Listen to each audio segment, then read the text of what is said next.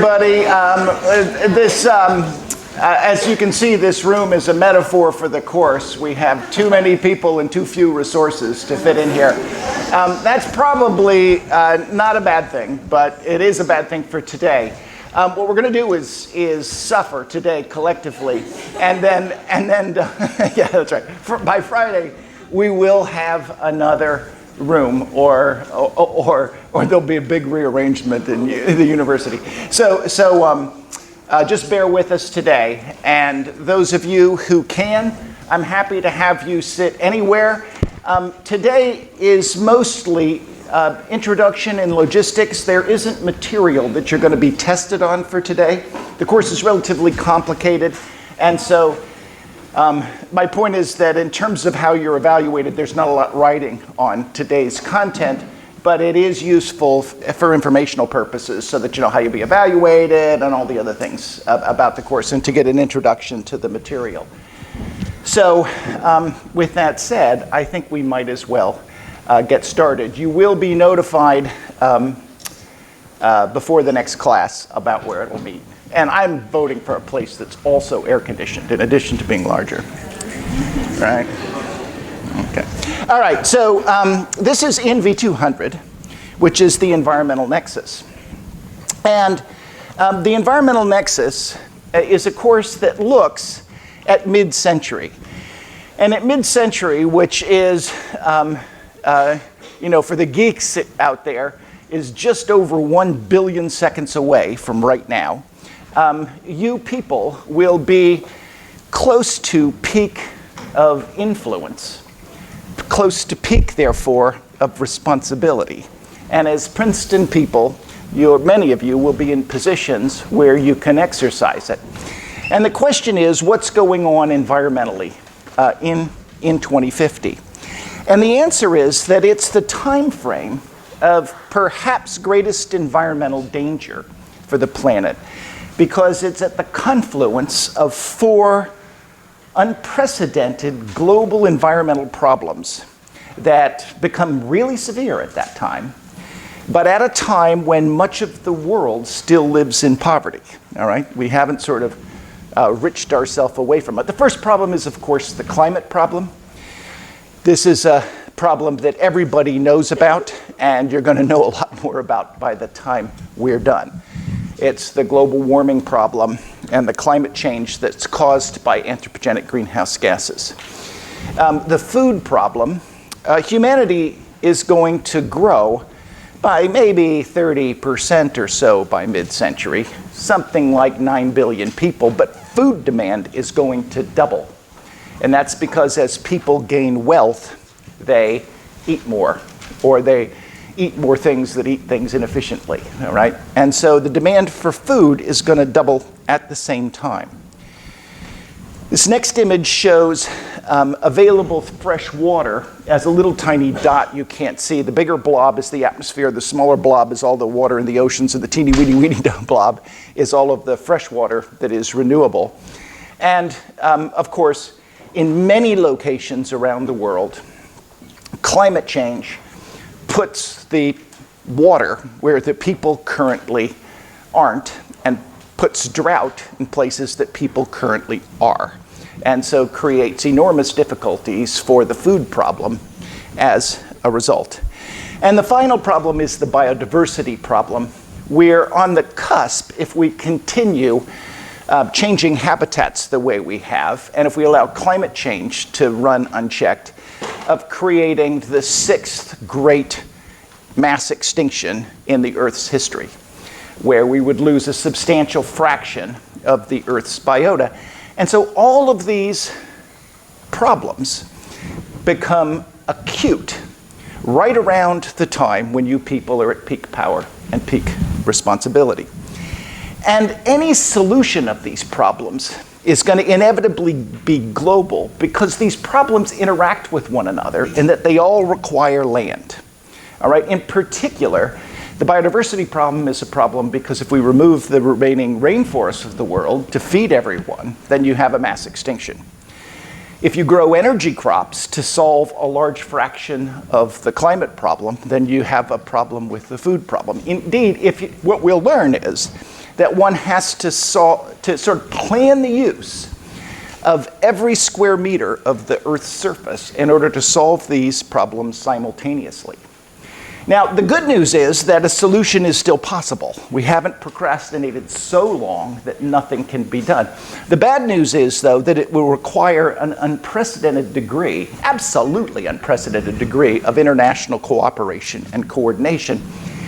And so the prospects for a clean solution are low. This is sort of the gift that our generation, my generation, is bequeathing to yours. The solution will also take an entire lifetime.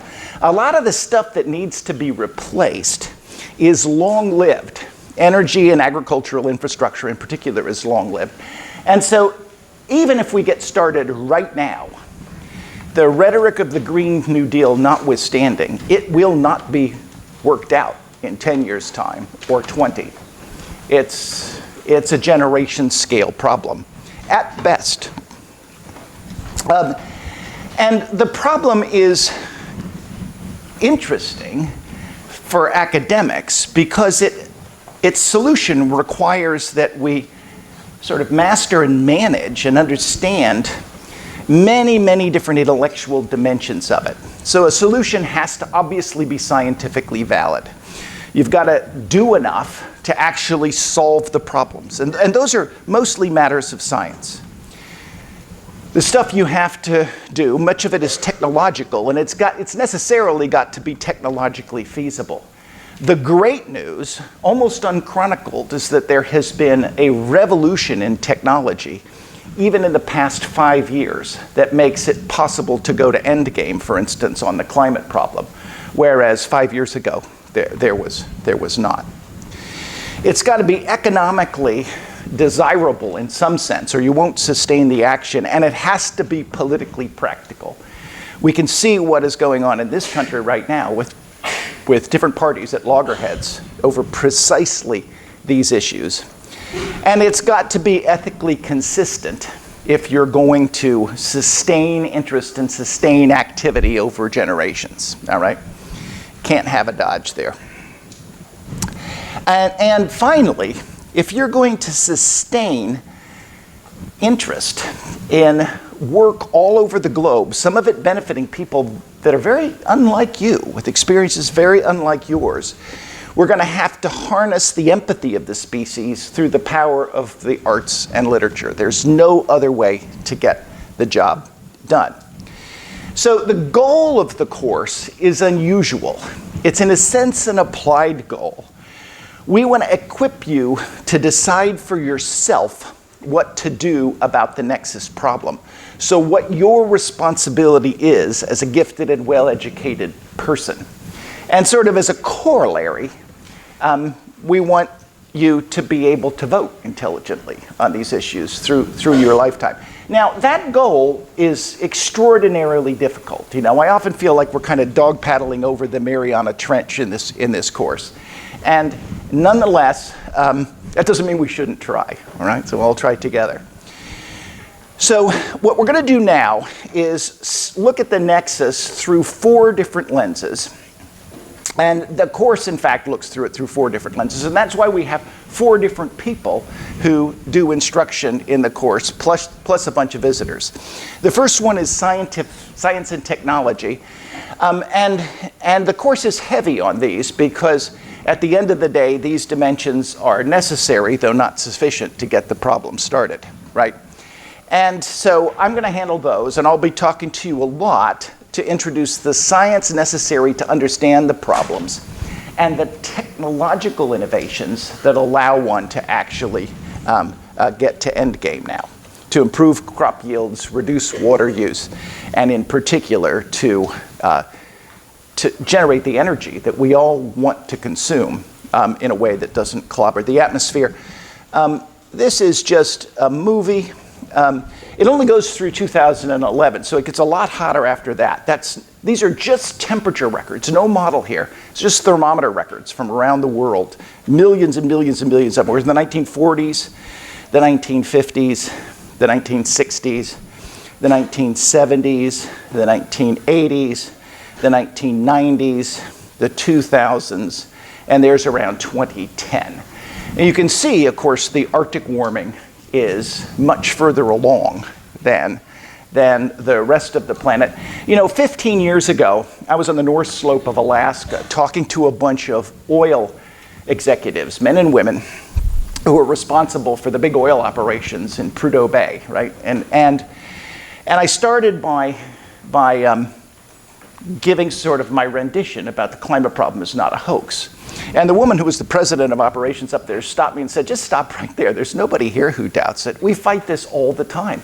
Our buildings are sinking into the tundra because the permafrost is gone.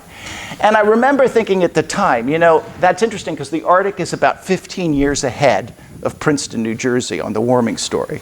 And the US is probably going to start to wake up just about now. And in fact, if you look at public opinion polls, most Americans now think that they're being personally affected by climate change. We'll learn a lot more about that.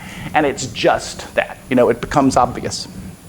Oh, the thing on the bottom is a species of toad that I like to show because it's an extinction that was probably caused by climate change, one of the first.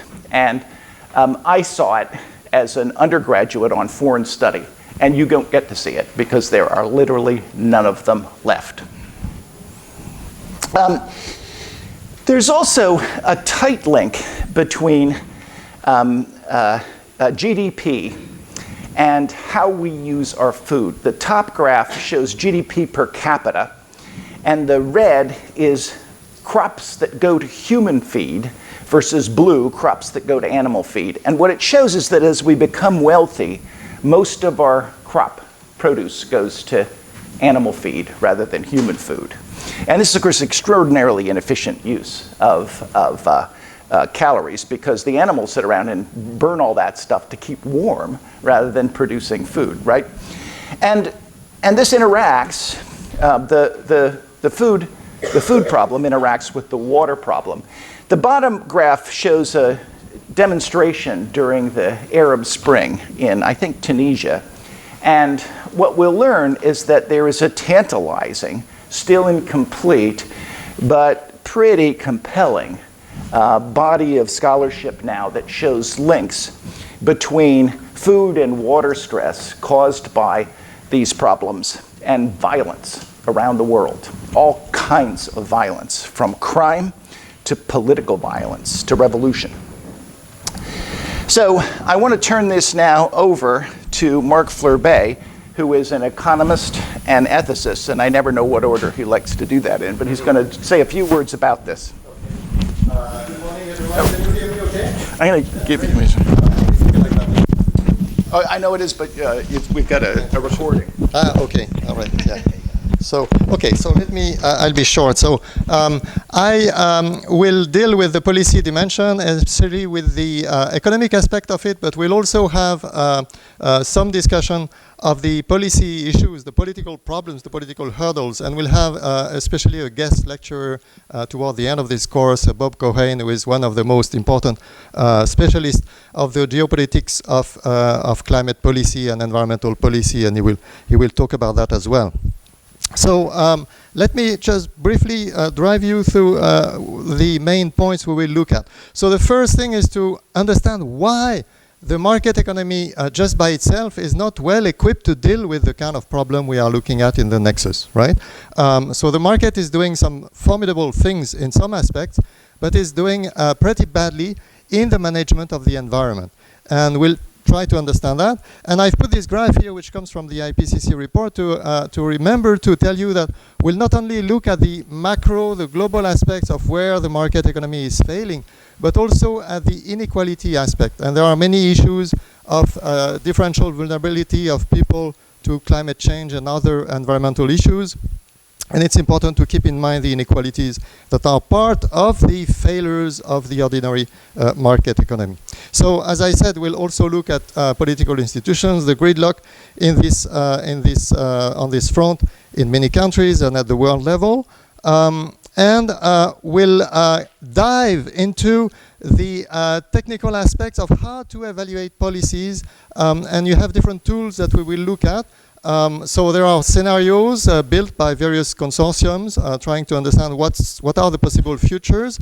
And the graphs here are just an example, again, coming from the IPCC, looking at what can happen on different fronts, like undernutrition, violence, extreme weather events, and so on, depending on the degree of adaptation policies that are adopted. That's just an example. We look at other scenarios.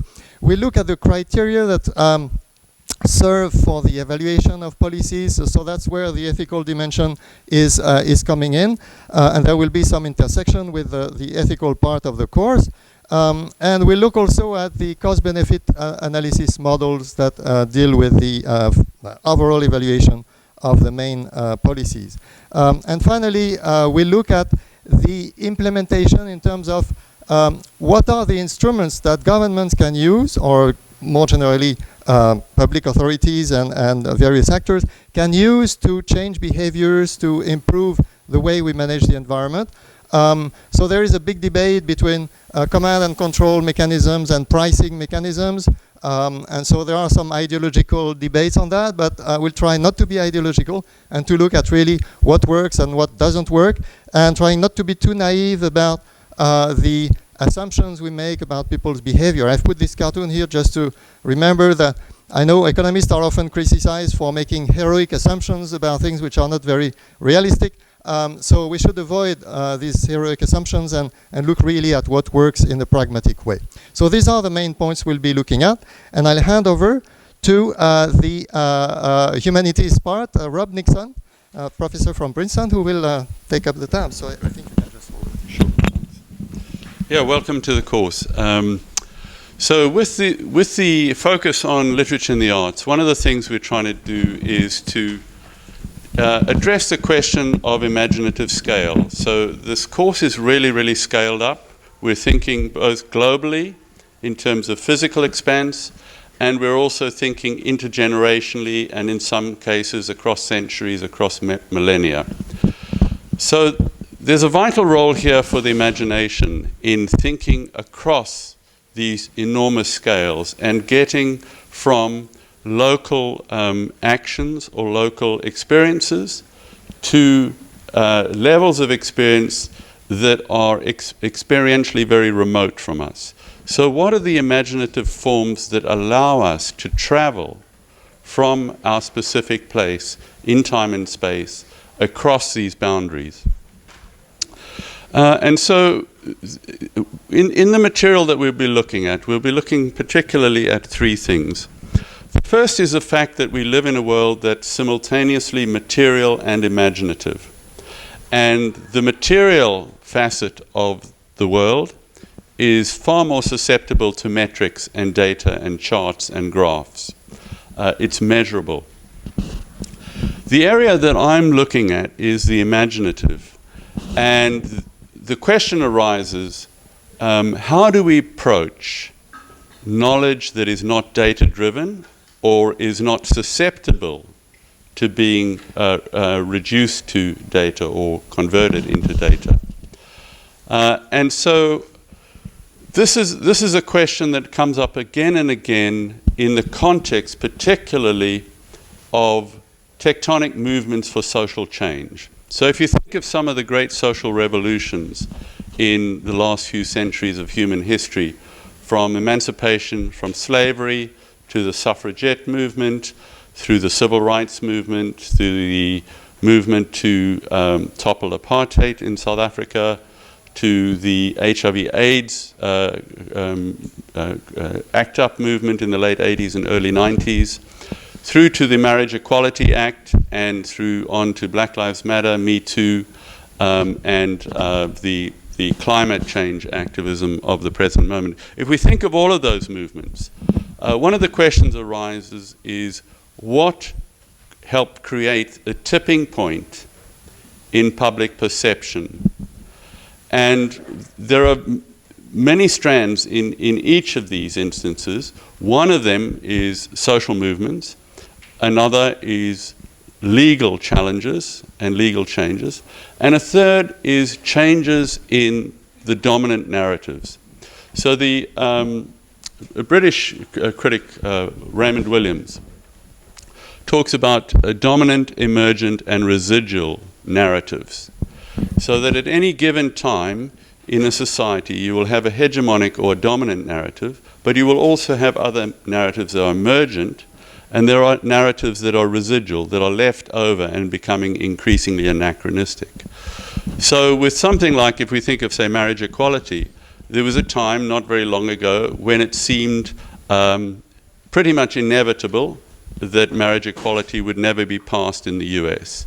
But something changed, and what changed and what catalyzed those changes. And so what I'm interested in is particularly the interface between the social movements and the creative response of artists, of musicians, street artists, poets, writers, filmmakers.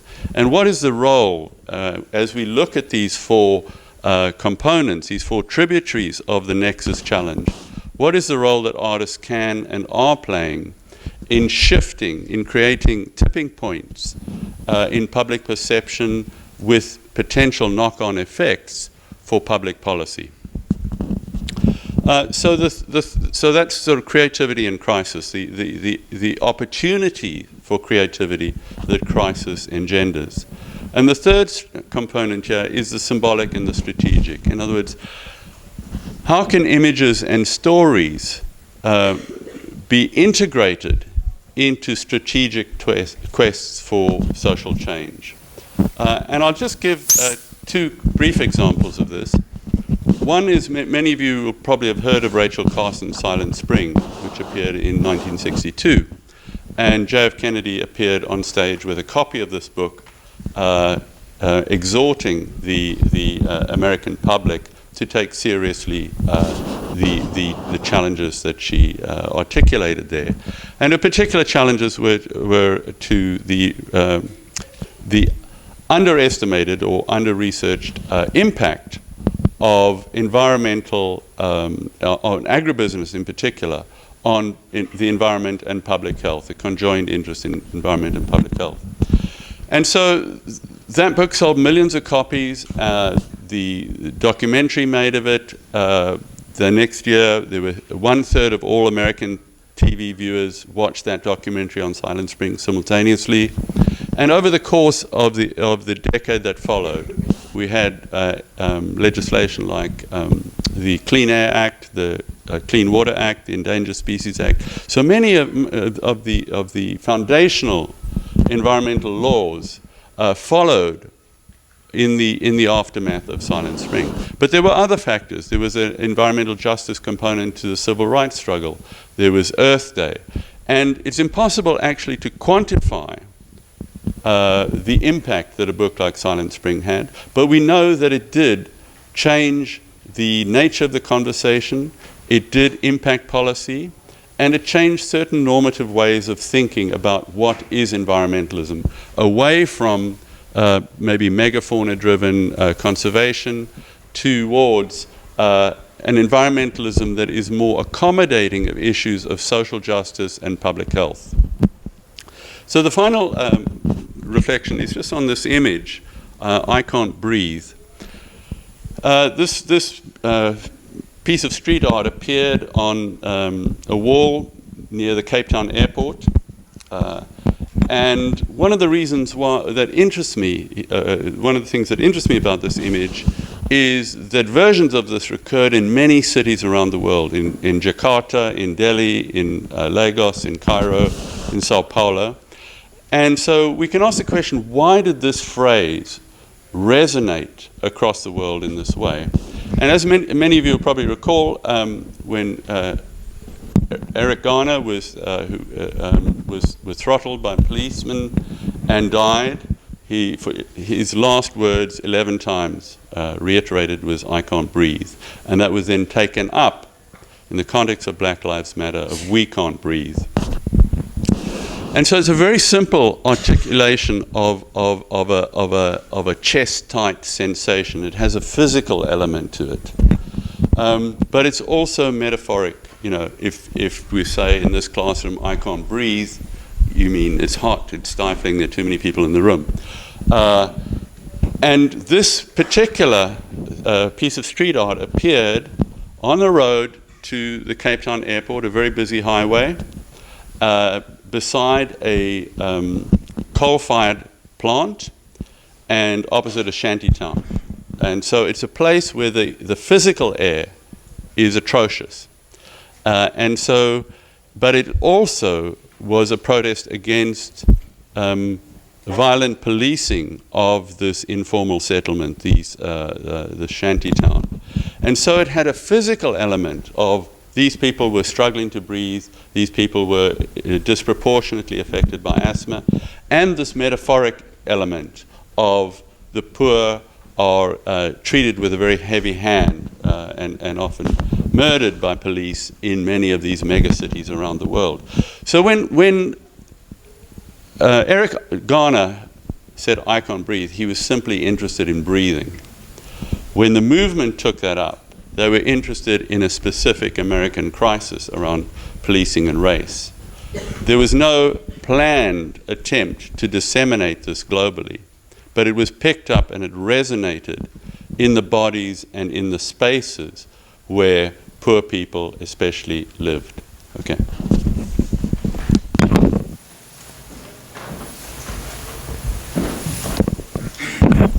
Great. So my name's Kian Min-Soo, and I'm leading the ethics and moral philosophy stream, or lens, of the environmental nexus. So I want to start by you imagining you're the last person on the planet and thinking about the value of the Great Lakes or the Grand Canyon or different ecosystems or particular species, and then imagine that you and all other sentient beings are gone. There's no one left to appreciate, let's say, or enjoy these kinds of sites and these kinds of natural biota. So the question is, does that change the value of these? So some of you might think, well, it doesn't matter whether I'm there to enjoy it. It's there. It's valuable. It's aesthetically valuable, perhaps, or maybe it's morally valuable. But you also might think that, no, it's important because it's valuable to people. It's invaluable to sentient beings. We're able to use the environment in certain ways. They give us certain services. They give us certain resources. So this is a very classic question in environmental ethics. We're interested in the idea of whether the natural world is valuable in and of itself, we say intrinsically, or instrumentally for the uses of other things. And that's one of the major questions that we'll be looking at in this stream. So that's a sort of question of, is the natural world valuable? Why do we care about the environmental nexus? What status does it have? But of course, the other question is then, what should we do about it? And you might have different answers depending on how you think about that first question. So for example, you might think that when we are looking at how to, economically speaking, price the value of certain systems, it's important to understand what services they provide to society, what we can use them for. Or you might think that the value of certain systems or species or natural objects are there independently. And then it's really tricky to figure out how to think about why we value them or how we should value them. So that's one stream of what we're going to be talking about in the ethics section. So we'll be talking about this difference between intrinsic and extrinsic, or intrinsic and instrumental value. And we'll also be talking about what we should do about it, especially in the precept where we'll go quite deep into questions about eating animals, offsetting, and these sorts of very personal things. But more generally, we want to think about, as an informed citizen, as we're facing this sort of major course question, what is it that we should do as citizens, consumers, family members, members of communities, and so forth. So the last thing I wanted to say, so you'll see that actually that reflects several of the bifurcated themes that we saw from my co-instructors. We see both that it's looking at things at a social level and then also at an individual level. And the two should have some interplay. So that's part of what we're getting at. Okay, the other thing I wanted to say is, you might also wonder, what is a moral philosopher and what we do? So it's probably, for many of you, less obvious what I do than what someone who looks at texts or art, or someone who looks at modeling society or studying species does. So the first thing I want to say is there's a couple of preconceptions or mistakes that a lot of people have about what philosophers do. And so you might have heard of things like codes of conduct for different disciplines or things like rules and responsibilities. Of course, you're familiar with some of these. And you might think that moral philosophy is about coming up with these kinds of codes or implementing these kinds of codes. But broadly speaking, the other thing you might think is that it comes from certain privileged figures, right? So you might think that it comes from certain sacred texts or from people who interpret sacred texts. But broadly speaking, although we do think that there is a lot of importance and wisdom that come from important spiritual, religious, moral, broadly speaking, figures, moral philosophy takes these to be not authoritative in any special sense. So we think that the ideas it doesn't matter where they come from. How you decide whether some conclusion is morally justified is via the argumentation and the principles and the plausibility of the principles that generate it, regardless of who came up with those principles. So that's one thing that I want to make clear, because it's not obvious to people who especially if you haven't taken any philosophy or looked at us before. So here we have a quote from Laudato Si, I believe is the correct pronunciation. So this is an encyclical by Pope Francis, and he argued that, so of course, this is an encyclical for the Catholic people. He argued that we should treat the environment in a particular special way, and the way that we interact with certain social systems is really dangerous. And again, I just want to say that this is a very interesting and plausible view, but for philosophers, it's not important that it comes from Pope Francis, but it's important that these views are plausible and the argumentation is interesting. Okay, and so the last thing I wanted to leave you with is a comic. So of course, the issue here when we're thinking about the environmental nexus is that it's ultimately about creating a better world. So that means that when we're thinking morally, we want to figure out what it is we value, how we value it, and what that might mean in terms of practical implementation. So that's the sort of overarching construct of the course, and it's the part that moral philosophy can help us with, is precisifying what it means to be a better world and how we might go about reaching that. So I'll pass it back to Steve to continue.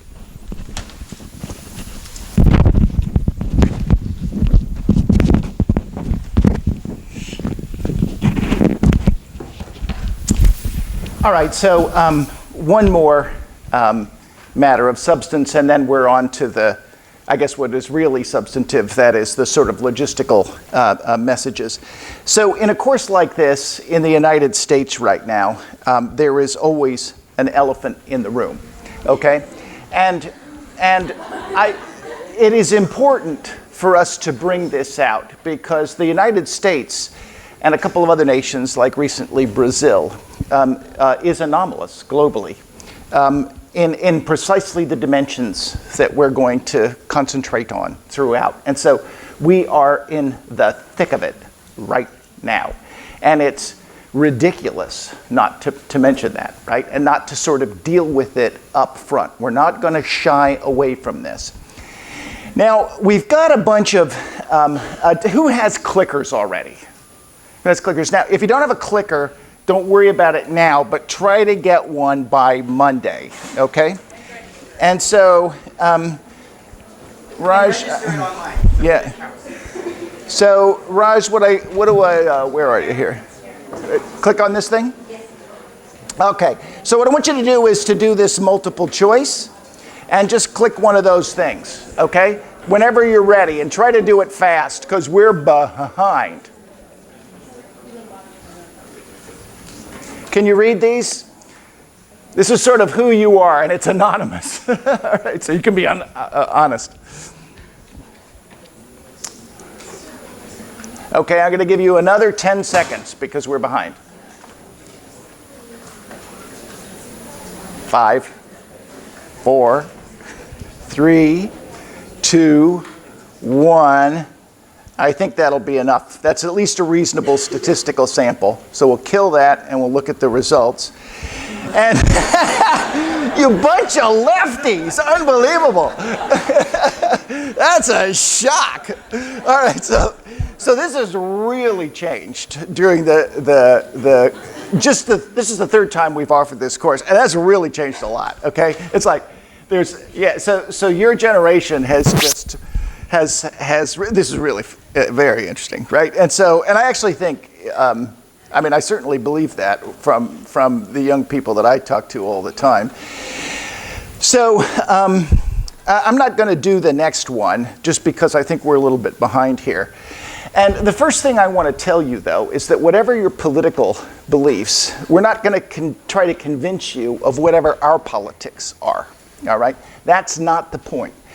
But what we want to do is to convince you to decide is to convince you that it's worth investing in the course material until you can decide for yourself what to do about the nexus in a way that you can defend. All right? I personally spend at least half of my job doubled when President Trump was elected. Literally, okay? Roughly double. Spent a huge amount of my time in Washington, but a great deal of that time is with Republicans, okay? And so I'm all over the place on all kinds of issues, and I think a lot of the other people in the course are too. So this is not monochromatic in outlook, and we're going to really take pains, on the one hand, not to steer away from the controversy that is central to our society right now, but on the other hand, not to sort of tell you what it is we think you ought to think, okay? So the preferred solutions of liberals and conservatives for these problems will be different. And so we're only going to insist that your arguments be valid, self-consistent, and defensible. And that's in all their dimensions: scientifically, technologically, economically, politically, ethically, and even aesthetically. All right? Okay, so now I'm going to talk really fast, so you have to pay hugely intense attention right now. Okay? So really, really pay attention. So ENV200 is a very complicated course. It has 6 different sections, 200A, B, C, D, E, and F, that are technically separate courses. Each of A through F, if you enroll in it, will earn you a different distribution requirement, okay? And you can see them there. A is social analysis. B is science and technology with a lab. C is thought and moral values. D is quantitative reasoning. F is literature in the arts. Or E is literature in the arts. And F is a non-laboratory science, right? It's the STN. And so that's complicated. It meets Monday, Wednesday, and Friday at 11 a.m. and not here.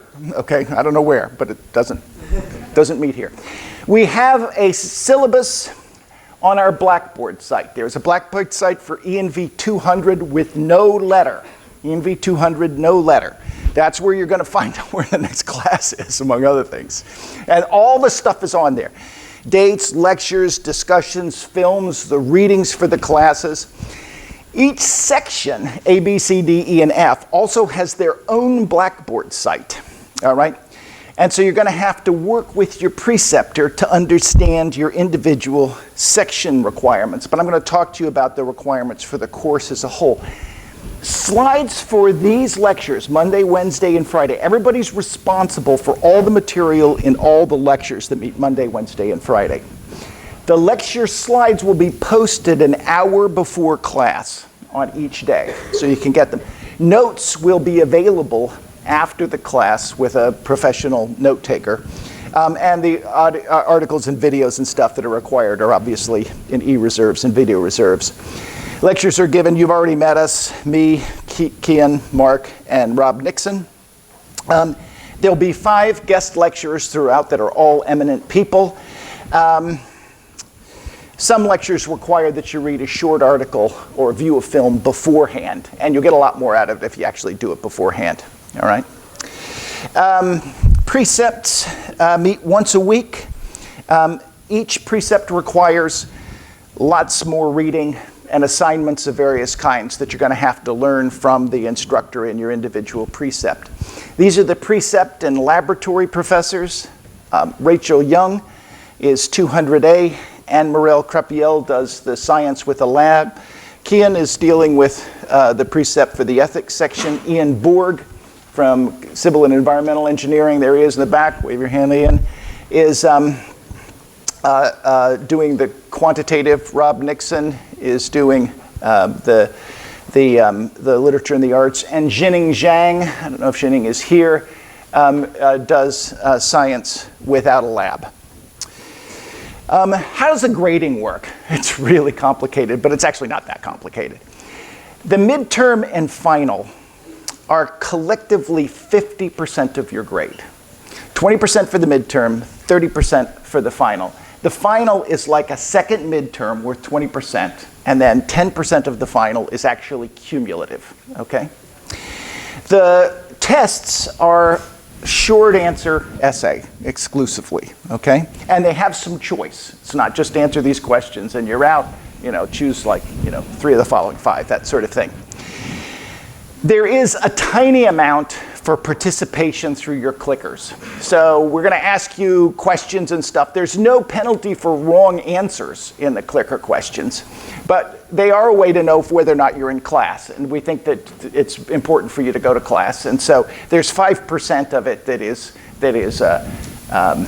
sort of attendance through clickers. All right, just so you know, if you come and you've forgotten your clicker, tell the head TA. Yeah, Gilly in the back there.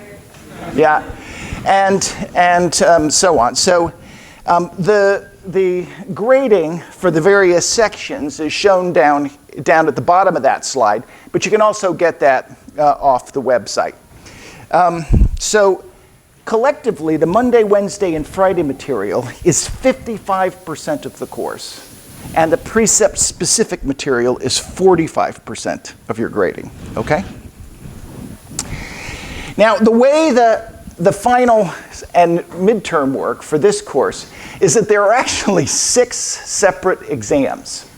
Each section gets a different exam, but those exams are identical for 2/3 to 3/4 of the questions, with the rest of the questions coming from your precept material. So there you go, all right? This has actually worked without chaos in the past, so it does work. You may wonder, how do we then smush everything together for grading? And the answer is through the magic of mathematics. And this is the sort of thing, it's pretty straightforward to do this kind of thing. Our belief is that your performance relative to one another within groups is likely to be diagnostic, and there may be variation in how hard the different sections are. So what we do is, so if you know this, great. If you don't, I guess I'll just say trust us, that we're going to zero the mean and unitize the standard deviation, smush all the distributions together after they have the same statistics, and then untransform them again and do a grade distribution. And so that will take care of your worries. I hope. Okay, there you go. And we're not out to kill you with grades here, okay? So you can see, one standard deviation below this section's mean might be a B, and one standard deviation above might be an A. And so that's where we are with the course. Oh, if you're having trouble, and several of you, many of you, in fact, are also freshmen in this course. They're all different classes here. There's freshmen through seniors, but there are a lot of freshmen in here too. And do not be afraid of anyone in the course that can help you. Our office hours are by appointment, but we'll actually talk to you, all right? So if you're having any trouble in the course, by all means come and see us, and we will help you, all right? We'll actually help you, and not just a little bit, okay? So if you get a disappointing test score or something, by all means come and talk to us. Don't let it keep going. And you can get our... we're obviously, you can look us up and just send us an email and we'll make an appointment for you. The AI for the lectures is Gilly Sarkela Bassett. Sarkela, yeah. Sorry, Gilly. Anyway, she's, you've already sort of seen her. She's sitting in the back there. She won't be here Friday because she's got an art show in Taos, and I wish we could all just go there. I'd rather spend Friday in Taos, but can't do it. All right, so I'm going to finish with another clicker question, and then we'll get out of this hot room. So who are you? Which of the following are you most interested in? And the clicker again here. Whoops. Where are we here? Do I have to fault out? Oh.